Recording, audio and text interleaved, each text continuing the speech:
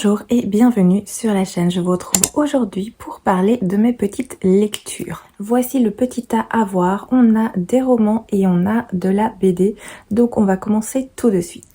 Je vais commencer par celui-ci qui est La langue des choses cachées de Cécile Coulon aux éditions de l'Iconoclaste. C'est un petit livre, vraiment tout petit livre qui fait même pas 200 pages. C'est un emprunt que j'ai fait à la bibliothèque. Et dans cette histoire, on va suivre en fait un fils qui a été préparé pendant des années par sa mère à reprendre le flambeau. Donc sa mère lui a tout appris, tout son savoir, toute son expérience. L'objectif de tout cela, c'est de soigner et de réparer les autres. Étant donné que sa mère lui a tout appris, eh bien c'est à son tour de se lancer dans l'aventure. C'est à son tour de reprendre le flambeau. Et un soir, il va se rendre dans un petit village qui l'a appelé à l'aide, qui a un souci à régler. Donc il va se rendre là-bas. Et là-bas, il va découvrir que sa mère a commis une erreur il y a des années. Et il sait pas trop comment réagir et quoi faire par rapport à l'erreur que sa mère a commise dans le passé. Ça, c'est pour l'histoire. En gros, je vais pas aller plus dans les détails étant donné que c'est un livre extrêmement court. Donc, si je vous donne trop d'informations, ça n'ira pas non plus. Alors, on est dans un roman qui est assez poétique. J'ai beaucoup apprécié la plume. J'ai pas lu beaucoup de livres de Cécile Coulon, mais à chaque fois, j'aime beaucoup la manière qu'elle a d'écrire et de formuler les choses. J'aime beaucoup sa plume. Donc, c'était très agréable de redécouvrir cet aspect-là dans ce livre. Alors c'est un roman qui est très très sombre, qui est très très noir. Ça va parler de choses très dures, ça va parler de la maladie, ça va parler de secrets, ça va parler de violence, de la violence des hommes par rapport aux femmes, ça va parler de viol. Donc c'est pas des sujets très agréables. On n'est pas du tout dans un roman léger, c'est tout le contraire. Donc sachez-le si vous voulez vous plonger dedans. On n'est pas dans du feel good, c'est tout le contraire. Mais j'ai bien apprécié, j'ai beaucoup apprécié aussi la psychologie des personnages qui est bien travaillée. On va suivre ce fils principalement, c'est le personnage central qui va découvrir des choses, qui va être lancé comme ça dans sa profession, qui est d'aider et de soigner les autres, et il va découvrir que c'est pas aussi simple, que même malgré l'enseignement, il est très peu sûr de lui, et en plus avec la découverte qu'il va faire concernant une erreur que sa mère a commise, ça va encore plus le perturber. Donc il y a tous ces aspects qui sont là, l'aspect aussi apprentissage et comment réagir face à certaines situations. Alors c'est très court comme je vous l'ai dit, mais c'est un récit qui est très glaçant et qui est aussi malaisant par moments parce qu'il y a beaucoup de violence et du coup ça met moi, ça m'a mis un peu mal à l'aise par certains moments. C'est un roman qui n'épargne pas le lecteur, ça bouscule, ça fait réfléchir. Donc c'est une découverte à faire pour cela, bien entendu. C'est raconté d'une façon un petit peu tel un conte, mais un conte très spécial étant donné que ça nous plonge vraiment dans la noirceur de l'âme humaine. Donc voilà, c'était assez particulier comme lecture. C'est pas une lecture réconfortante, c'est une lecture voilà qui est, comme je l'ai dit, malaisante et glaçante, mais que j'ai bien apprécié par sa plume. Et c'est des thématiques qui sont dures mais qui sont aussi nécessaires. Donc voilà pour ce premier livre, pour cette première lecture. Alors j'ai également lu La cour des ouragans, donc c'est de la trilogie Vampiria, en tout cas la première trilogie de Victor Dixon, c'est le 3e tome et j'ai adoré cette lecture. J'avais déjà beaucoup apprécié le premier et le second tome, je vous en avais parlé dans des vidéos précédentes. Celui-ci je l'avais mis dans ma palle d'automne, finalement j'avais pas eu le temps de le sortir et ici je l'ai dévoré. C'est un gros pavé quand même, c'est un livre qui fait plus de 500 pages, 580 pages et pourtant ça se lit vraiment tout seul. J'ai adoré retrouver Jeanne, le personnage que nous suivons dans le premier et le second tome. Je vais pas vous raconter ce qui se passe ici étant donné que c'est un 3e tome, mais on se trouve du coup à Versailles et on a le roi Soleil qui est en fait un vampire, un immortel et qui a toute sa cour d'immortels. Les humains sont sous la coupe des vampires qui règnent comme maîtres tout-puissants.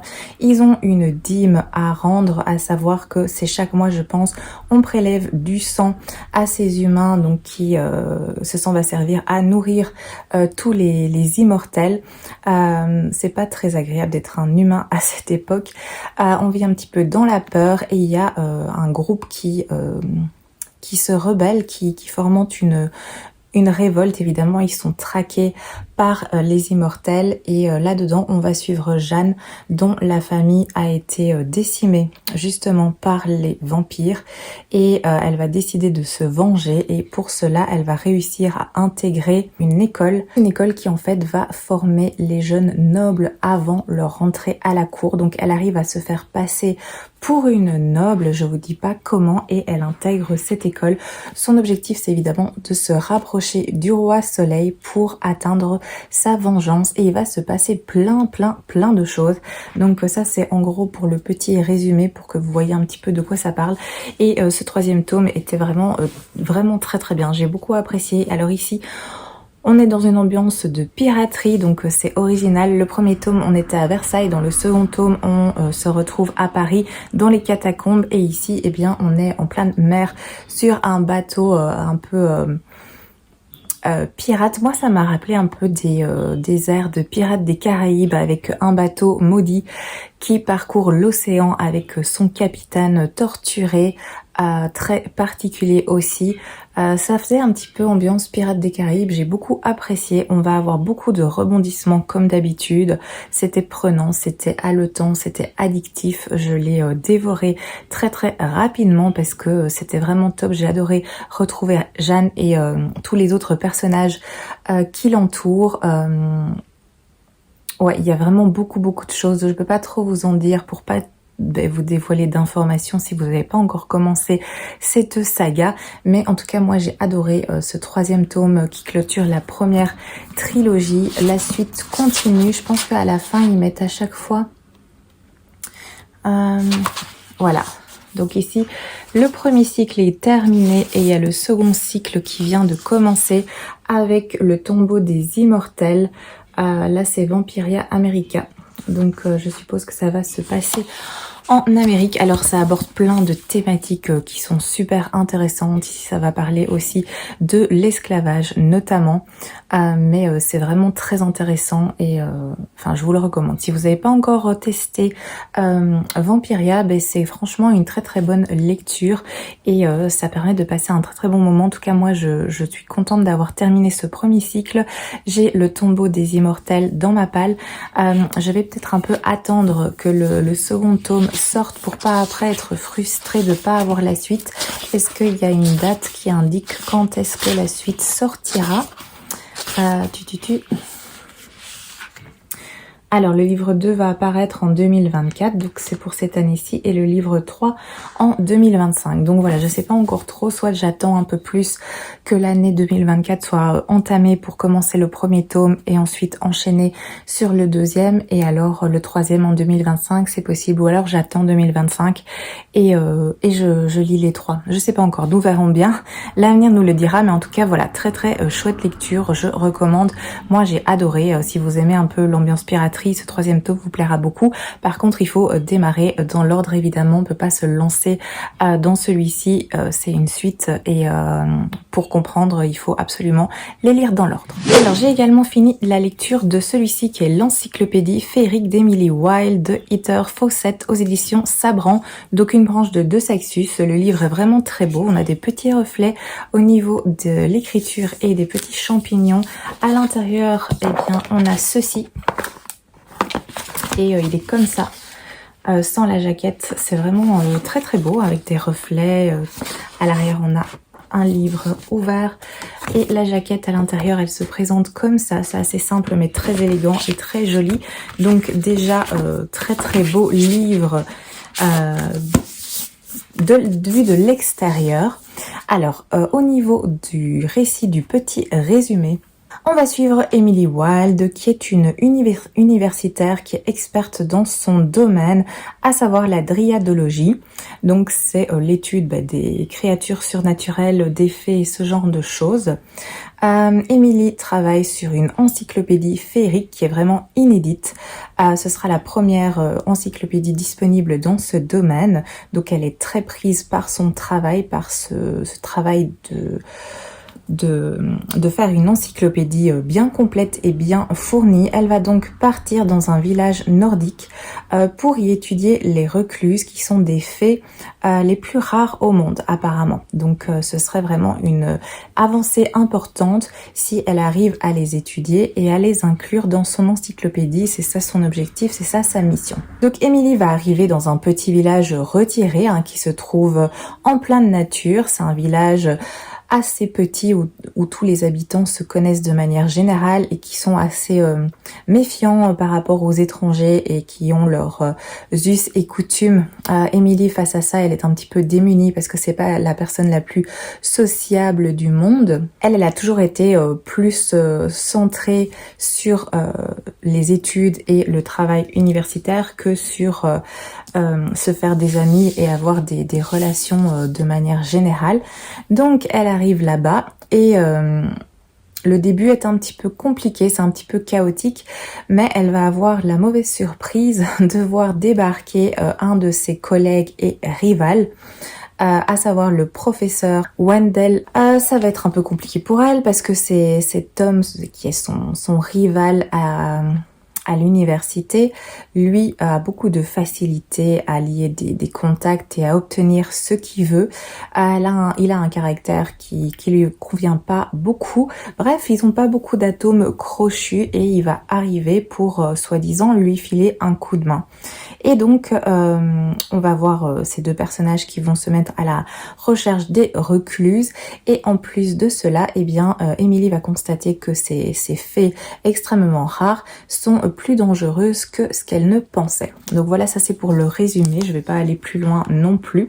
Là, vous avez déjà quelques petits éléments. Et eh bien, c'est un roman que globalement j'ai apprécié, mais ça n'a pas été un coup de cœur et ça n'a pas non plus été une lecture incroyable. C'était agréable, mais rien de transcendant non plus. C'est un roman plein de folklore et de mystère. Ça va parler de fées évidemment, il va y avoir la notion de la magie aussi. C'est une lecture assez cosy. Dans son ensemble, c'est plus de la cosy fantasy apparemment. Même s'il y a des petits rebondissements et il y a des petits passages d'action, ça reste globalement assez lent, assez posé. Le rythme n'est pas haletant. C'est plus un voyage tranquille que une aventure pleine de rebondissements avec un rythme très rapide. C'est pas du tout ça. Donc il faut peut-être aussi le savoir quand on se plonge là-dedans pour pas être un petit peu déçu ou frustré parce que tout cela prend son temps. C'est très calme, c'est très posé. Alors Emily, c'est une jeune femme qui est très introvertie et solitaire, comme je vous l'ai dit, elle a du mal à se faire des amis ou établir des relations tout simplement et ça va quand même bien évoluer au fil des pages. Elle va se rendre compte aussi de plein de choses concernant son comportement, choses auxquelles elle ne prêtait pas attention avant. Et il y a plein d'éléments qui vont faire que elle va se rendre compte et bien que peut-être son attitude n'était pas la meilleure. Donc elle va évoluer au fil des pages. J'ai apprécié cet aspect-là du livre. J'ai bien apprécié aussi le petit duo qu'elle va former avec son rival, avec le professeur Wendell qui va arriver. Ça met un petit peu de piquant. Alors j'ai beaucoup aimé l'ambiance de cette lecture et l'univers qui est développé. Par contre je savais pas, mais ça se passe en plein hiver, donc il fait très froid, c'est glaçant. Il y a de la neige, il y a de la glace. C'est un aspect qui était surprenant. Moi, je pensais que ça se passait plus au printemps, mais pas du tout. Donc, si vous aimez bien lire des lectures en rapport avec la période, celui-ci se prête plus à l'hiver qu'au printemps à ce niveau-là. C'est un détail, mais je vous le signale. L'écriture était très fluide, c'était agréable à suivre. J'ai pas eu de soucis à ce niveau-là. Alors on est, comme je vous l'ai dit, dans un genre beaucoup plus cosy. Et du coup, l'intrigue est pas non plus super exploitée. L'intrigue au final est assez simple. Et au niveau de la fin, j'ai trouvé qu'elle était quand même assez rapide. J'aurais aimé peut-être un développement, un final un peu plus long, avoir davantage de choses qui étaient exploitées parce qu'on reste pas mal en surface pour plusieurs éléments. Après, il est indiqué qu'il y aura une suite, qu'un second tome est attendu, si je ne me trompe pas. Il me semble que j'ai vu ça quelque part. Oui, ici, la toute dernière page, il est mis que l'histoire d'Emily Wilde et de Wendell Bumblebee se poursuivra dans le tome 2. Donc, il y aura une suite. Du coup, est-ce que la suite permettra de plus explorer certaines choses qui restent en surface dans ce tome-ci? À voir. Mais bon, j'ai passé un agréable voyage. C'était sympathique, c'était cosy. J'aurais préféré, voilà, plus de profondeur pour certaines choses, plus de développement pour d'autres choses, mais au final ça m'a convenu. Alors il y a une petite romance qui s'installe vu qu'on est dans un style cosy fantasy. Je vous le dis, hein, moi je le savais pas, donc je l'ai découvert en le lisant, ça m'a pas dérangé non plus outre mesure, c'est mignon, c'est bien fait, ça va, ça passe globalement. Donc voilà, une lecture sympa, pas incroyable, mais un bon moment passé avec Emily Wilde. Alors je passe avec celui-ci, j'ai terminé Les Prodiges de l'Empire, le premier tome qui est d'Arien, qui est écrit par C.F. Igulden et on est aux éditions Bragelonne. C'est une trilogie qui fait partie de mon challenge 24 livres pour 2024, donc ça fait encore un livre de coché et de lu, donc j'avance bien de ce côté-là aussi. Donc c'est un livre qui était dans ma palle depuis un bon moment. Je me rappelle que je l'avais vu dans une librairie et ça m'avait intéressé parce que le résumé avait l'air très sympa et du coup je l'avais pas lu tout de suite et il était un petit peu perdu dans ma palle. Donc je suis contente de l'avoir sorti. Au niveau de cette histoire, eh bien on se trouve à Darien, qui est en fait une cité où 12 familles y règnent. 12 familles puissantes règnent sur la cité de Darien et la cité est en paix. Mais cette paix ne va pas durer étant donné qu'il y a pas mal de complots qui sont présents et un complot notamment vise à tuer le roi.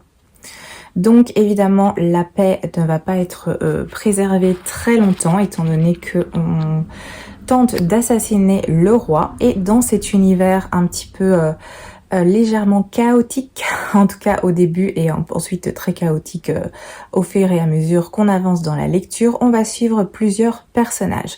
On va suivre déjà Elias Post qui est un chasseur. On va suivre Tellius qui est un ancien bretteur qui maintenant est un petit peu à la rue.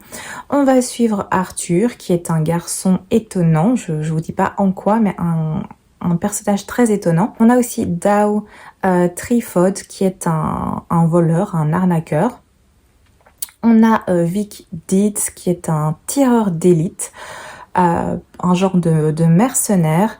Et on a Nancy qui est une jeune femme qui a un pouvoir magique assez dangereux et puissant. Voilà, donc on a plusieurs personnages et on va suivre tous ces personnages. Donc il y en a 6 en tout. Et on va passer du temps avec chacun et chacun a un objectif bien précis à atteindre et voilà, c'est ça l'histoire en gros. Je n'en dis pas plus. De nouveau, ici le livre est pas super épais non plus, c'est un livre qui fait 350 pages donc voilà, vous avez un petit peu l'idée générale. Et donc on est dans un univers de fantasy avec de la magie, avec des épées, avec des batailles. On est dans un univers médiéval où il y avait beaucoup de complots évidemment, il y a beaucoup d'intrigues politiques, il y a aussi des assassinats, il y a des batailles. Donc c'est un univers qui est quand même assez violent. De manière globale. Comme je l'ai dit, on va suivre ces personnages qui sont très différents et qui sont assez nombreux, étant donné qu'on va en suivre 6. Alors au début, on passe un petit peu de temps avec chacun comme ça. Ils ont aucun lien entre eux. Et moi, je pensais qu'à un moment donné, tout allait se regrouper et qu'ils allaient, je sais pas, former une communauté pour quelque chose ou en tout cas que leur destin allait se croiser. Et en fait, Pas du tout. Ça reste, ils restent tous assez éloignés. Il y a des petits duos qui vont se former, mais de manière globale, tous ces personnages ont chacun leur mission personnelle et il n'y a pas de communauté ou de groupement qui va se former. Donc ça m'a un petit peu surpris, mais après, pourquoi pas? J'ai apprécié suivre ces personnages, ils sont très différents. Alors ça reste assez en surface au niveau de la découverte de ces 6 personnages, mais ça m'a pas dérangé non plus. On est dans un premier tome que j'ai trouvé assez introductif, il se passe pas grand chose pendant, on va dire, plus de la moitié du tome. Dans la suite, il y a un petit peu plus d'action, il y a des choses qui se mettent en place, il y a des enjeux qui apparaissent, donc ça bouge un petit peu plus dans la seconde partie. Après, ça m'a pas dérangé plus que ça parce que j'ai apprécié en fait prendre mon temps, découvrir l'univers, découvrir les personnages, même si j'aurais aimé que ça soit fait de manière plus profonde. Il y a tout ce qui est l'aspect magique, on reste en surface par rapport à ça, par rapport au personnage de Arthur, le jeune garçon qui est très spécial. Ça reste aussi en surface. Donc en fait, on nous laisse un petit peu dans le flou et je suppose que dans la suite, ce sera davantage exploité. En tout cas, je l'espère. Donc moi, ça m'a pas dérangé qu'on reste comme ça assez léger au niveau de l'intrigue et du développement des personnages, parce que je me dis que ce sera fait dans le second tome. J'ai le second tome. Je l'ai trouvé en fait sur Vinted, donc je l'ai pris pour pouvoir enchaîner dans pas trop longtemps la suite, parce que malgré le fait que ça soit assez introductif, eh bien ça m'a quand même donné envie de découvrir et de lire la suite. Donc voilà, je vous en dirai sans doute plus sur cette histoire quand j'aurai lu le second tome. En tout cas, j'espère. On est ici dans une trilogie, mais c'est très sympa à suivre. Moi, je me suis pas embêtée du tout. Malgré le fait que finalement il se passe pas grand chose, on donne des petits éléments, des petites informations comme ça à gauche à droite, sans vraiment qu'il y ait des rebondissements incroyables, mais il y a quand même des éléments qui se placent et qui laissent présager quelque chose de plus captivant pour la suite, avec des enjeux plus importants. Oui, il y a quand même des pièces qui se mettent en place, donc je suis très curieuse de découvrir la suite et de lire le second tome. Alors, en roman, j'ai lu celui-ci qui est ma dernière lecture roman, c'est Le garçon qui savait tout, donc c'est de la série Piper McNimbus, c'est le 2e tome de Victoria Forrester aux éditions Lumen, c'est un de mes emprunts bibliothèque. Je vous avais expliqué que j'avais lu le premier tome il y a très longtemps, je pense qu'il y a au moins 5 ans, que je l'avais lu sur ma liseuse et j'avais bien aimé, mais voilà, sans plus. Et j'avais trouvé les livres à la bibliothèque et du coup ça m'avait donné envie de poursuivre et de continuer la petite série et de suivre ces enfants très particuliers. Alors de nouveau, comme c'est un second tome, eh bien je vais pas vous expliquer ce qui se passe dans celui-ci, évidemment, pour pas vous gâcher la surprise étant donné qu'il est en lien avec le premier tome. Mais je peux vous expliquer un petit peu ce qui se déroulait dans le premier tome. Dans le premier tome, on va suivre Piper McNimbus, qui est une jeune fille qui vit avec ses parents et elle cache en fait à tout son village qu'elle peut voler. Pour elle, c'est quelque chose de tout à fait naturel, mais qu'elle est obligée de cacher à la demande de ses parents, évidemment, pour la protéger, parce que les autres personnes, les autres habitants du village risquent de ne pas comprendre, de pas savoir comment réagir face à cet événement très spécial. Les enfants ne volent pas habituellement. Et évidemment, un jour, eh bien, il va y avoir un accident. On va découvrir que Piper peut voler. Et la nouvelle, eh bien, va faire du bruit et va se propager à très grande vitesse, à tel point qu'il y a des personnes qui vont arriver chez les parents de Piper et qui vont lui expliquer qu'il existe une école pour les enfants comme Piper, qui ont des aptitudes, qui ont des talents extraordinaires, hein, qui sortent de l'habituel. Et il pense que pour son bien, ce serait une bonne chose que Piper intègre cette école parce que là-bas, ils pourront l'aider et elle sera avec des enfants qui eux aussi sont différents dans un certain sens et du coup Piper va se rendre dans cette école. Et évidemment, quand elle va y arriver, elle va rencontrer d'autres enfants qui ont d'autres talents. Ils savent pas tous voler, mais il y a des enfants par exemple qui peuvent se rendre invisibles, qui ont des pouvoirs de télékinésie qui sont extrêmement forts. Donc il y a beaucoup de variété dans les talents qu'ont ces enfants et elle va aussi se rendre compte que cette école, elle est pas aussi magnifique et bienveillante qu'elle n'y paraît, que ce qu'on lui a dit. Et du coup voilà, ça part en petite aventure à ce niveau-là. Ça c'est pour le résumé du premier tome.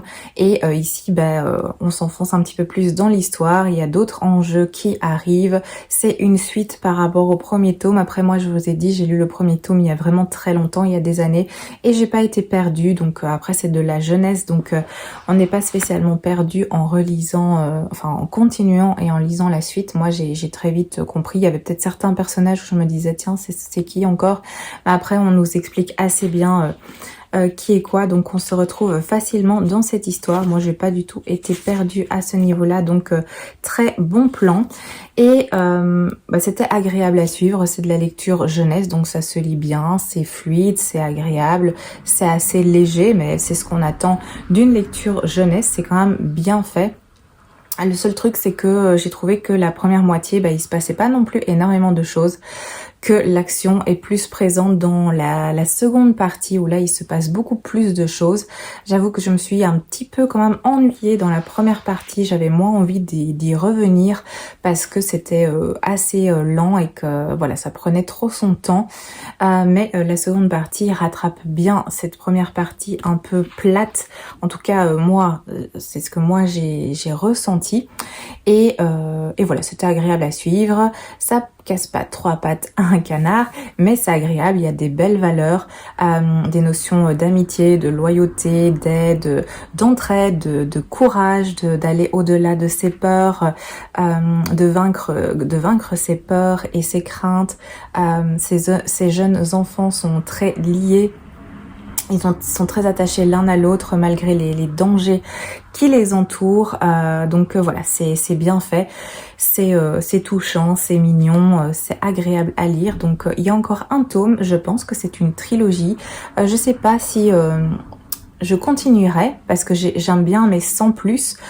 Et du coup ces temps-ci, je pense que je vous l'ai déjà dit, mais je me dis que est-ce une bonne idée de passer du temps avec des lectures que j'apprécie mais sans plus, au lieu de consacrer ce temps-là à des livres qui me tentent vraiment énormément, ou à continuer des sagas par exemple qui attendent depuis longtemps parce qu'il y a trop de livres à lire, et c'est pas une mauvaise chose, pas du tout, mais c'est vrai que du coup est-ce que j'ai envie d'accorder quelques heures à un livre que je trouve sympa mais sans plus, ou accorder ces heures-là à un livre qui me tente davantage. Donc ça c'est un débat que j'ai avec moi-même et qui n'est pas encore clairement défini. Donc je verrai bien, vous verrez bien aussi.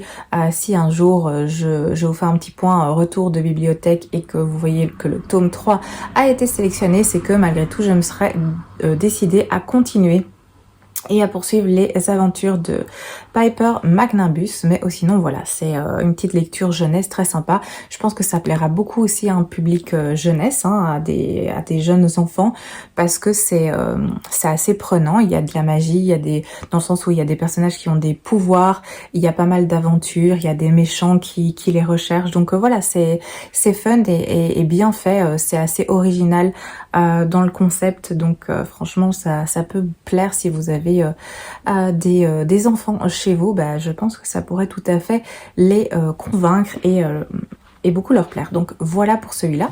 Et sinon je vais passer au BD parce que j'ai lu Arcana 1 et 2.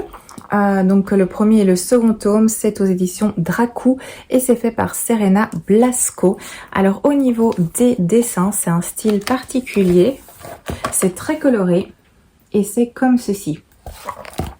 Au niveau des planches, vous voyez, c'est des tons assez il y a de la couleur, hein. Donc moi j'ai beaucoup apprécié cet élément parce que ça met un petit peu de peps dans les histoires. Il y a des très belles planches aussi, je vais essayer de vous trouver comme ça, voilà, où on a ce genre d'informations sur l'univers et le monde. Ça va parler de tout ce qui est tarot, les cartes, la cartomancie, à lire dans des pierres, dans des runes, dans des boules de cristal. Donc il y a tout cet aspect-là qui est traité ici. Donc on est dans l'univers du tarot et des oracles. C'est un élément que j'ai bien apprécié parce que moi je m'y connais pas spécialement et je trouve que c'est très bien fait. Et c'est fait de manière très intéressante et du coup je me suis ça m'a vraiment intéressée plus que je le pensais. Donc c'est une très belle découverte à ce niveau là. Dans cette histoire on va suivre donc Fauna et Flora qui sont deux jeunes filles qui vivent sur des îles différentes et elles ont toutes les deux 15 ans et du coup elles vont être appelées pour intégrer la brigade des arcanes majeurs au Coven du Tarot. Donc elles doivent prendre un bateau qui les amènera sur cette île où se trouve le Coven pour justement faire un genre d'apprentissage et avoir une chance d'intégrer les arcanes. Et une fois arrivées sur place, ces deux jeunes filles avec d'autres jeunes aussi qui ont également été élus, sélectionnés pour commencer cet apprentissage et pour être des prétendants à la brigade des arcanes majeurs, les deux jeunes filles vont se rencontrer et là elles vont constater qu'elles se ressemblent complètement et elles vont découvrir en fait que ce sont des jumelles. Elles ont toutes les deux été adoptées, donc elles ne connaissent rien de leur famille et elles ont été adoptées chacune par des familles très différentes qui vivent dans des lieux complètement opposés. Il y a plusieurs îles et elles étaient chacune sur une île et là c'est la rencontre et le choc et directement elles vont se sentir très liées l'une par l'autre. Alors elles ont des caractères complètement différents. Il y en a une qui est très fonceuse, qui se fie à son instinct, qui est plus sûre d'elle. L'autre, elle est, c'est le contraire. Elle est peu sûre d'elle. Elle a du mal à sentir les choses et à se fier à ses impressions, à son instinct. Elle est très introvertie, très craintive. Donc c'est un petit peu le feu et la glace dans un certain sens. Elles se complètent parce qu'elles sont toutes les deux très opposées au niveau de leur caractère. Et pendant leur apprentissage, elles vont devoir passer des tests qu'elles vont faire ensemble parce que c'est des tests qui vont se faire en duo. Et il y a la difficulté de tout cet apprentissage, de tout ce nouvel univers à découvrir. Et en plus de ça, elles sont attaquées par des créatures assez particulières, assez inquiétantes. Et en plus, elles vont découvrir qu'il y a une étrange prophétie qui plane au-dessus de leur tête. Donc voilà pour le résumé de manière globale. Et j'ai beaucoup apprécié, c'était très sympa. Comme je vous l'ai dit, on apprend beaucoup sur tout ce qui est le tarot, les arcanes. J'ai beaucoup apprécié les dessins. J'étais pas sûre en fait d'accrocher avec ce genre et finalement ça l'a très bien fait. Je les ai lus les uns à la suite de l'autre et j'ai passé un très bon moment. Il y a plein de choses qui se passent. Il y a beaucoup de rebondissements. Il y a des beaux sentiments. J'ai beaucoup apprécié ces deux sœurs qui sont très différentes et qui sont complémentaires, qui se soutiennent et au final leur duo fonctionne à merveille. Alors il y a tout un mystère qui plane évidemment au niveau de leur naissance et au niveau de cette prophétie et au niveau de ces monstres qui les pourchassent parce qu'évidemment ce n'est pas encore dévoilé. J'ai lu que le premier et le second tome. D'après ce que j'ai vu, il y aura 4 tomes vu que c'est volume 1 sur 4 et volume 2 sur 4. Donc j'attends la suite. Je sais même pas si la suite est déjà sortie, mais c'est très très sympa à découvrir. Je le recommande parce que moi j'ai beaucoup apprécié. Très très bon moment de lecture. Il y a aussi des pages comme ceci. Vous voyez, ça c'est un des défis. Des tests qu'elles doivent passer et alors on a plein de pages comme ça qui sont représentées. Je trouve ça super sympa, cette façon de faire m'a beaucoup plu et il y a plusieurs fois des doubles pages avec que ce soit des informations sur l'histoire, soit des informations sur les divinités par exemple qui sont liées aux arcanes majeurs ou sur des éléments du tarot. Dans la seconde partie on a aussi une petite gazette, un petit magazine. Ah voilà, ils appellent ça l'arcazine. et je trouve ça sympathique d'avoir intégré ça, un peu genre flash info de ce qui se passe dans cet univers et dans cette aventure. Donc voilà, ici on voit plus précisément l'Arcasine avec même des petits infos people. Donc c'était très sympa. Je peux vous le recommander si vous cherchez une chouette BD. Après évidemment, faut pas être fermé au tarot, aux arcanes, à tout ce qui est un petit peu cartomancie, etc. Parce que évidemment, nous sommes en plein dedans. Mais sinon, voilà, vous pouvez foncer. Voilà, ça c'est le point fait pour mes lectures faites. Je vais faire un point rapide sur ce que je suis en train de lire. Alors, j'ai commencé celui-ci qui est Anatomie Love Story de Dana Schwartz aux éditions Albin Michel. J'ai bien commencé parce que j'ai dépassé la moitié, ça se lit très bien. C'est un livre que j'étais un peu, j'avais un petit peu peur de découvrir dans le sens où j'avais lu un autre livre qui traitait aussi d'une jeune fille qui souhaitait devenir chirurgienne et avec la thématique justement du fait de déterrer des corps pour justement s'entraîner à la médecine. C'était de Corpse Queen que j'avais vraiment beaucoup apprécié et du coup j'avais un peu peur que ce soit trop la même chose, que ce soit allez, plus ou moins un copier-coller de Corpse Queen. Du coup j'étais un peu frileuse de découvrir cette histoire et au final j'apprécie, c'est vraiment très chouette. Alors oui, il y a des éléments qui se ressemblent, mais c'est pris d'une façon différente et du coup je trouve ça aussi très intéressant. Donc je vais le terminer, j'ai plus grand chose à lire, vous le voyez, celui-là je le fais en écoute, donc ça s'écoute très très bien, c'est très très fluide et je passe un très très bon moment avec cette petite lecture. Donc il sera d'office terminé oula, pour dimanche prochain, comme ça je peux mieux vous en parler. Alors j'ai également commencé celui-ci qui est Sans d'Aulne, le renard polaire de Léa Versant. C'est aux éditions c'est une bonne question ça. Alors Gallimard Jeunesse et j'ai commencé tout juste, je suis au chapitre 5, c'est-à-dire à la page 48. Ça va parler de tout ce qui est thématique viking. On est dans le nord et c'est vrai que ça m'intéressait d'un petit peu plus découvrir tout ce qui concernait la mythologie et l'aspect viking parce que c'est moins souvent abordé. Donc ça reste de la littérature jeunesse, mais il y a des choses en jeunesse qui sont extrêmement bien faites. Donc voilà, je découvre, j'ai pas encore lu beaucoup, pas assez en tout cas pour vraiment vous en parler. Après il est indiqué que ça parle de magie, de bataille et d'amitié. C'est un premier tome d'une saga viking, donc voilà, ça m'avait donné très envie de le découvrir et là j'ai à peine entamé.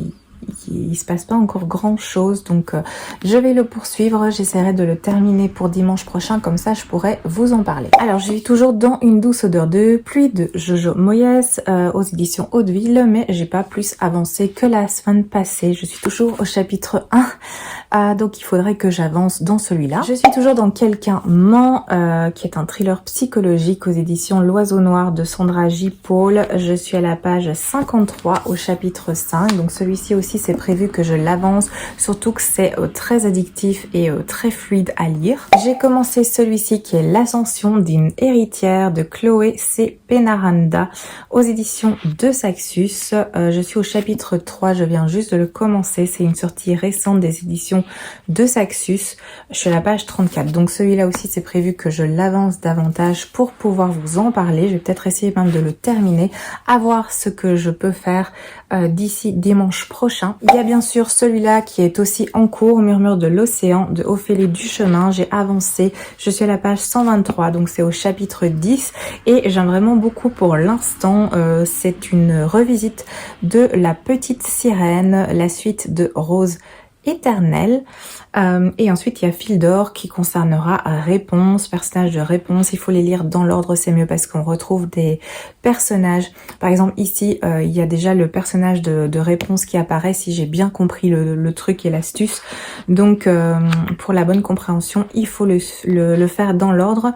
Alors c'est des très beaux livres qui prennent un petit peu de temps de lecture parce que vous voyez c'est La police est déjà petite et en plus l'interligne et les marges sont pas extrêmement grandes, donc il y a du texte, on n'est pas lésé au niveau du prix, il y a de quoi lire et il est quand même assez balèze, donc voilà. C'est envoûtant, magnifique, bouleversant, un chant qui l'enveloppera tel un rêve issu d'un autre monde. Ça me plaît bien en tout cas pour l'instant. Et je vais continuer à découvrir cela. Je pense pas que je l'aurai fini pour la semaine prochaine. Parce que là, ça veut dire... Enfin, si je veux le finir pour la semaine prochaine, je crois que ça veut dire que je dois lire que ça durant la semaine prochaine. Parce qu'il fait quand même 570 pages. Comme c'est écrit petit, voilà, ça prend un peu plus de temps de lecture. Et comme j'aimerais aussi...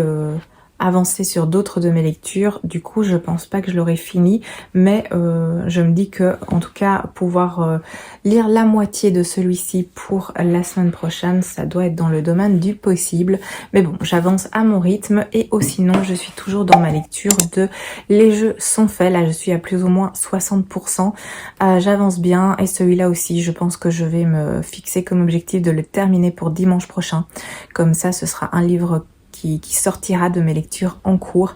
Ça fait un petit moment qu'il est en cours, donc je vais un petit peu me pousser pour le terminer. J'aime pas trop qu'il y ait des livres en cours qui traînent comme ça. Donc voilà, ça c'est ce que je vais faire. Voilà pour mes petites lectures en cours.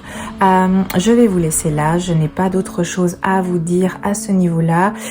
Oui, mercredi, il y aura une vidéo qui va sortir concernant les achats que j'ai fait à la foire du livre de Bruxelles.